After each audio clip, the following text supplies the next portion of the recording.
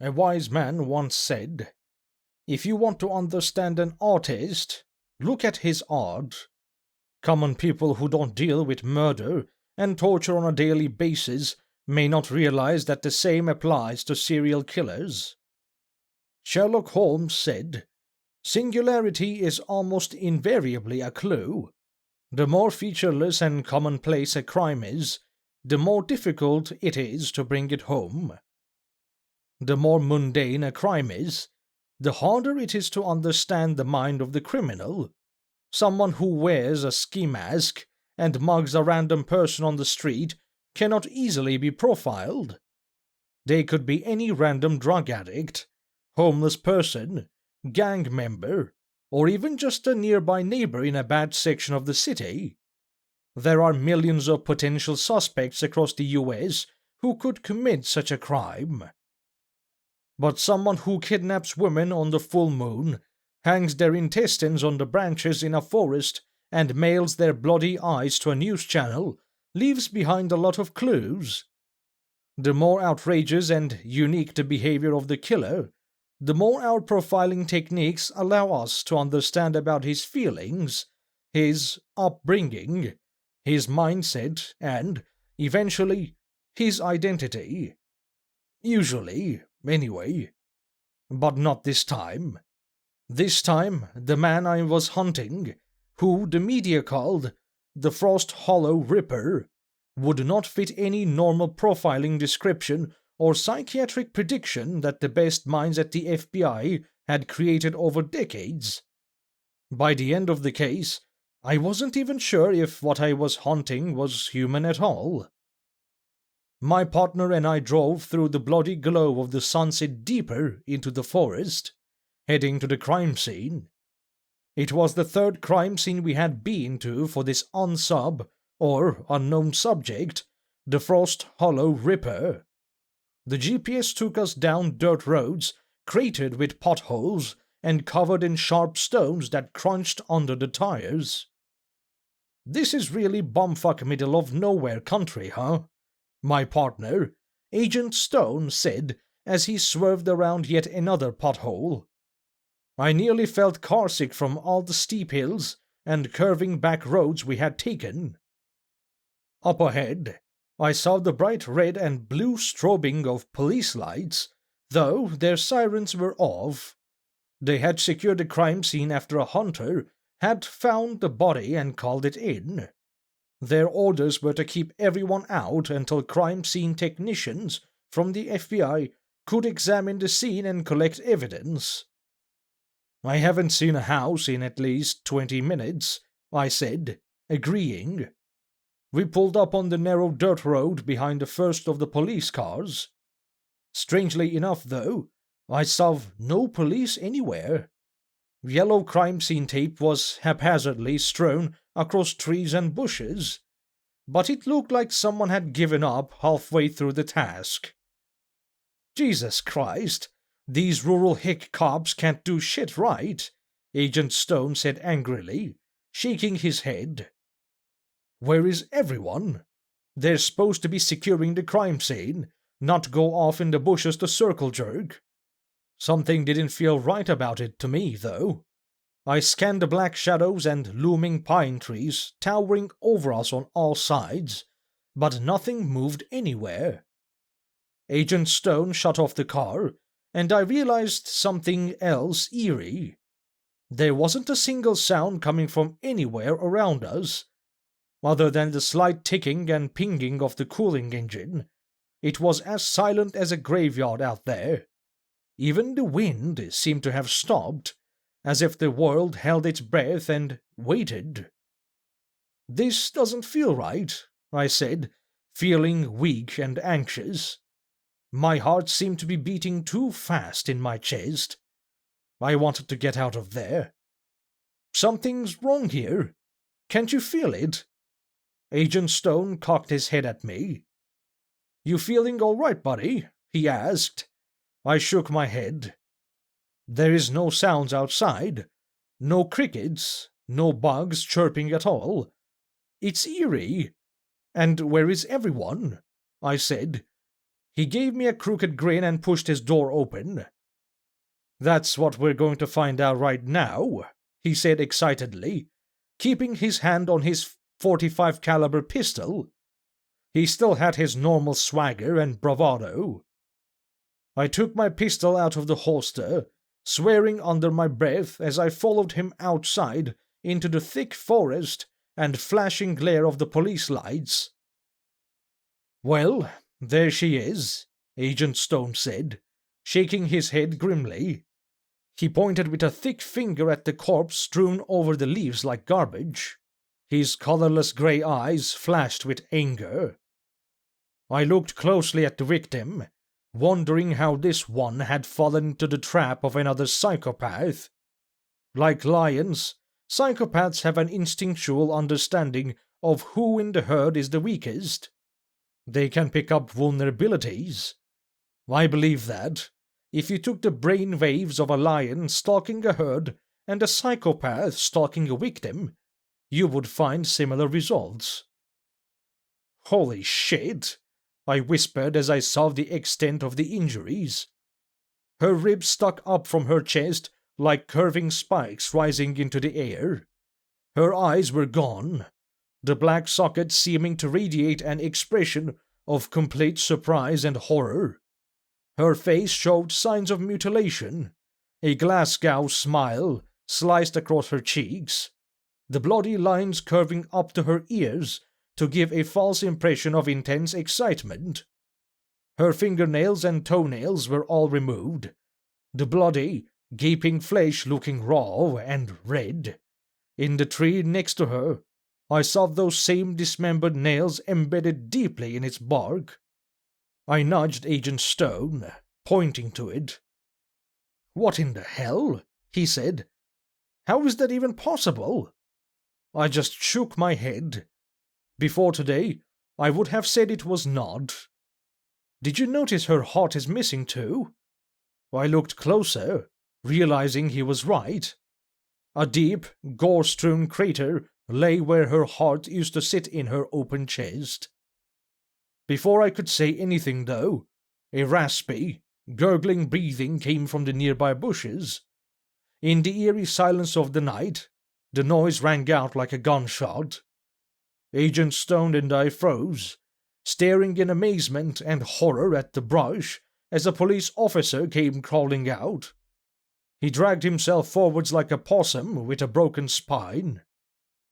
His legs were bent backwards like the legs of an ostrich. Sharp bone fragments pierced outwards through his skin, leaving angry red tears in the flesh that slowly dripped blood down his pale skin. Like the woman, his eyes were removed. Now only gaping holes remained. "Is someone there?" the police officer whispered in a hoarse voice, coughing up a mouthful of blood. "God, help me. It was here. I saw it. It took. What was here?" Agent Stone asked frantically, kneeling down before the man. "What did you see?" But in response, the police officer's head fell forward, his arms and legs twitching as he seized and danced. With a chattering of teeth and a ragged death gasp, he fell still. His mutilated face slowly descended to the carpet of leaves on the forest floor. I looked back at the police cars, counting 3 of them. If my guess was correct, then there were up to 5 more officers still missing or lost. I didn't know what kind of chaotic bloodshed had happened here, but I didn't have much hope that any of them were alive. Agent Stone had taken out his radio. Frantically, he began whispering into it, glancing around with panicked eyes at the shadows that pressed in on us from all sides. "This is Agent Stone," he called into it. "We have officers down. State police officers, not feds." He waited for a long time. "We need backup immediately at the crime scene off of Turtleback Lane. Over." A hissing like many snakes exploded through the speaker. Behind the white noise, I could hear faint words, raspy and barely audible. There were other sounds in there too. Explosions, the shrieking of metal, a circus calliope, the theme song from Looney Tunes and gunshots. Then it descended into laughter, and the radio slowly failed in Agent Stone's hand, the lights fading out and the sound dying to nothing. "What the hell? This is almost brand new," Agent Stone said, shaking the radio. He began to try to check the back and remove the battery cover, but I grabbed his shoulder as I saw a glint of rusted metal off a nearby giant rock, only 20 feet or so from the bodies. "What is that?" I asked in a low voice. "Are you seeing this?" Agent Stone blinked rapidly, shining his flashlight on it. The rock itself stood 10 feet tall, a jagged piece of sharp stone whose blade pierced upwards towards the sky. I saw a square of ancient metal with a spinning handle like a submarine door might have in the bottom. It was more than large enough for a full-grown man to move through. "Some joker probably put it there," he said, putting on a pair of latex gloves. "Or the killer did," I said. Slowly, we descended forward and looked at the strange door. "Do you think this could be some sort of weird hermit safe?" he asked, looking up at me with excitement. "Maybe the killer used it. Maybe he built it." I shrugged, not knowing what to say. "Well, only one way to find out." Excitedly, he moved forward and wrapped his gloved hands around the handle. "Wait, I'm not sure," I began to say, but my words were cut off by the low whining of rusted metal as he spun the wheel.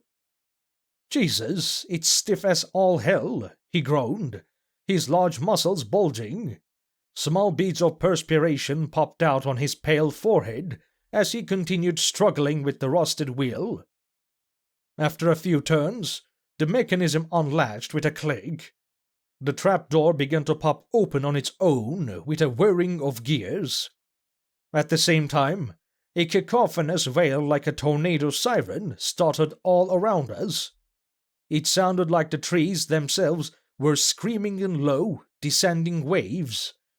I covered my ears, trying to say something to Agent Stone, but I couldn't hear my own voice over the shrieking of the siren. Then the door finished opening. The siren cut off in mid-note. Agent Stone and I looked down at the trapdoor, now completely spooked. I continuously checked my bag, looking for any movement.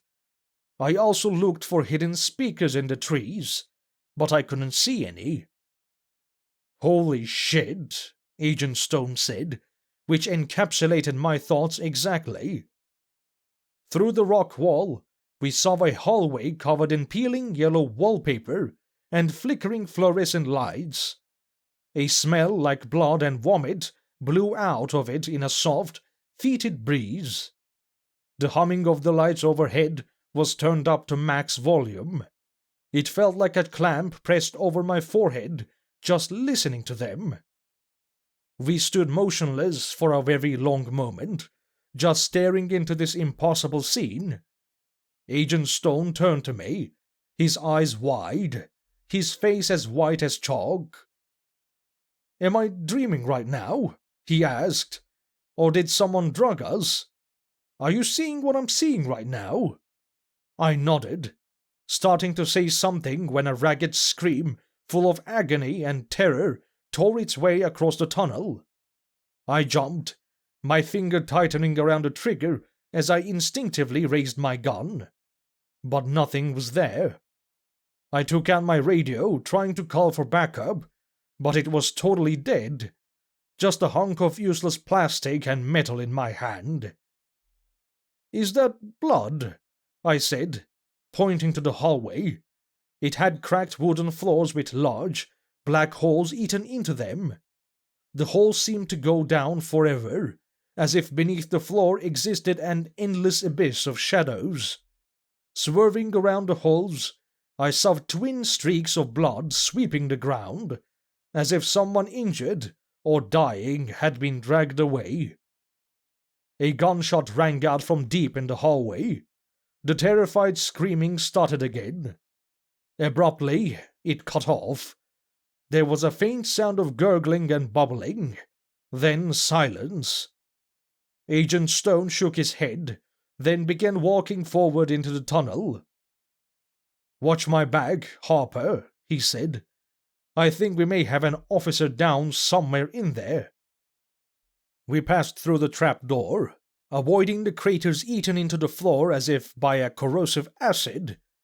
The endless drop beneath my feet where these holes existed caused my stomach to twist with vertigo. The blood trail swirled around the craters with precision. Doors lined both sides of the hallway.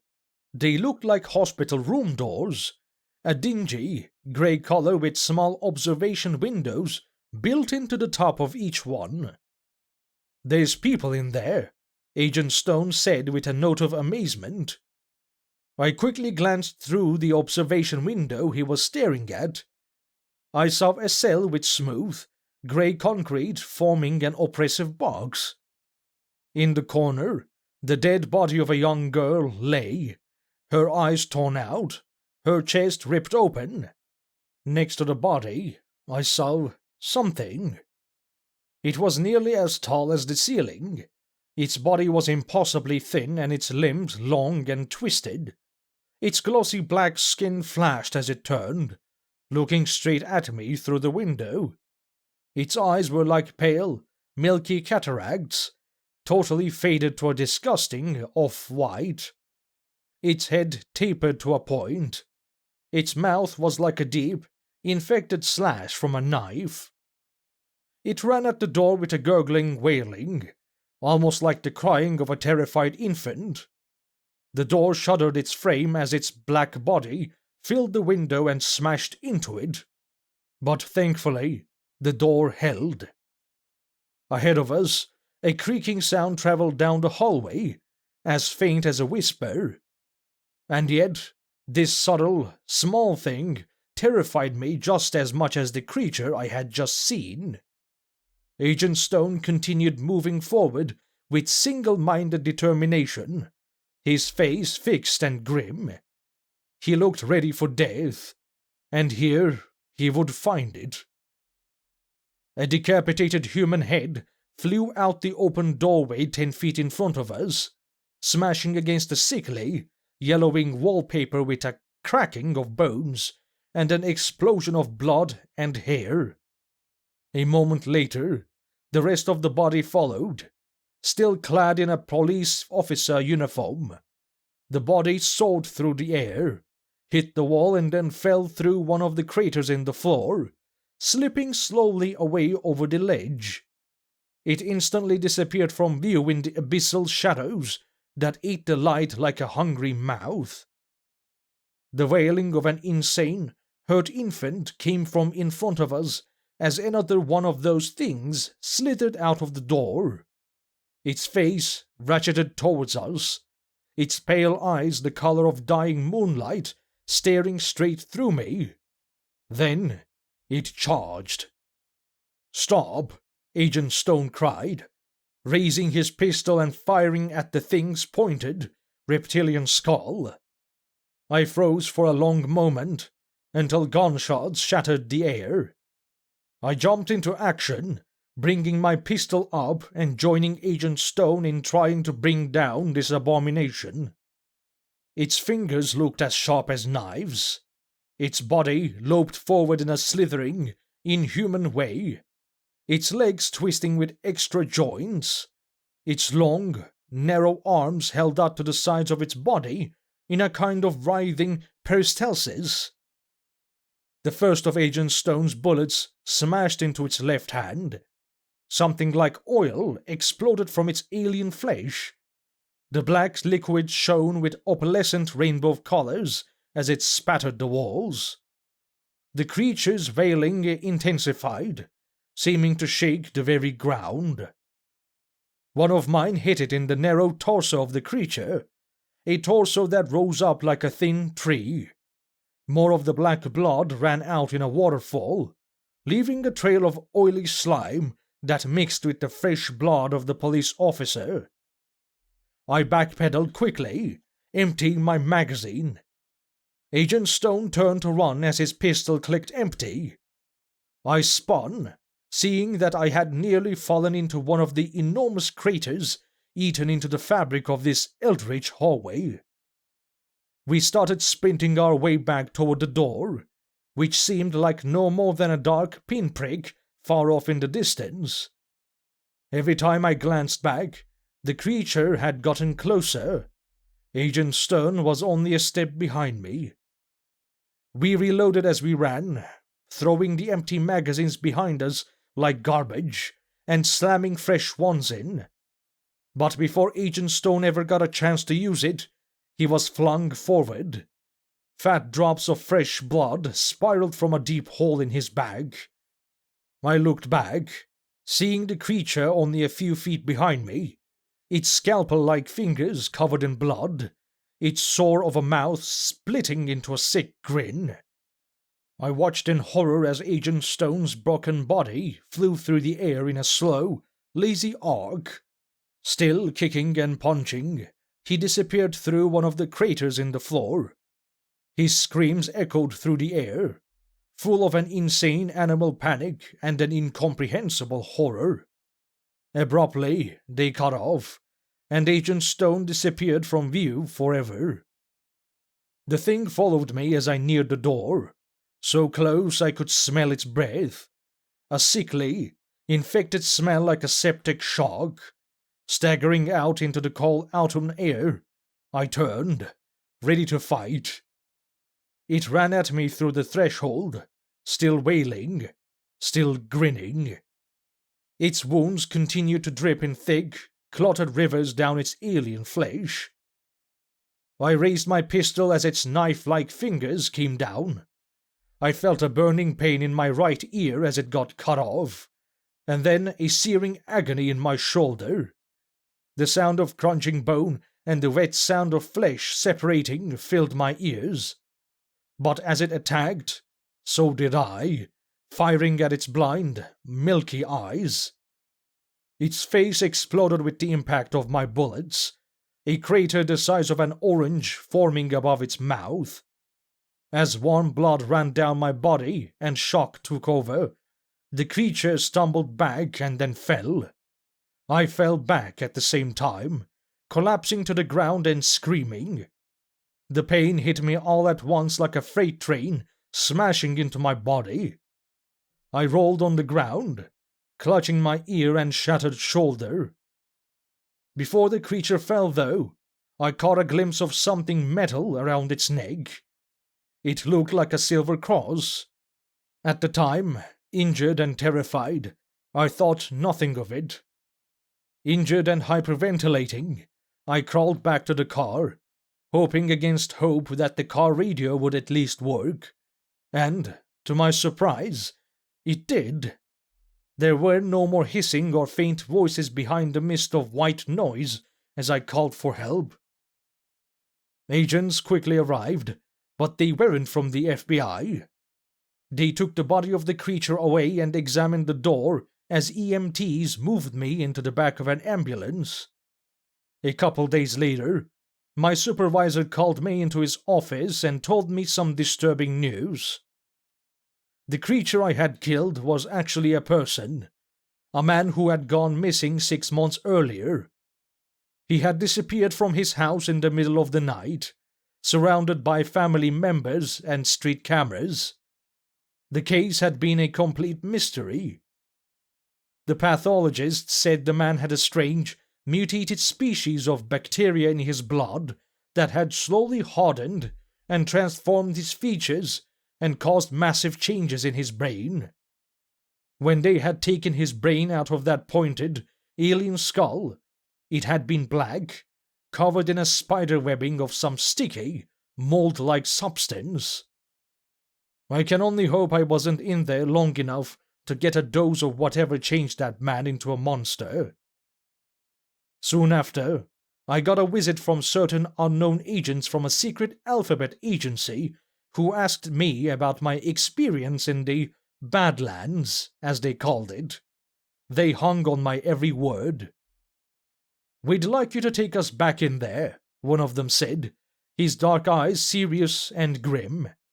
"We have a team that will accompany you, and protective suits, of course, but—" I just shook my head. "Do you know what's in your blood right now?" the other asked, his expression turning sadistic. "A mutated form of spirilla is twisting through your system as we speak. Our agency has the only known antibiotic capable of killing off this bacteria in its early stages."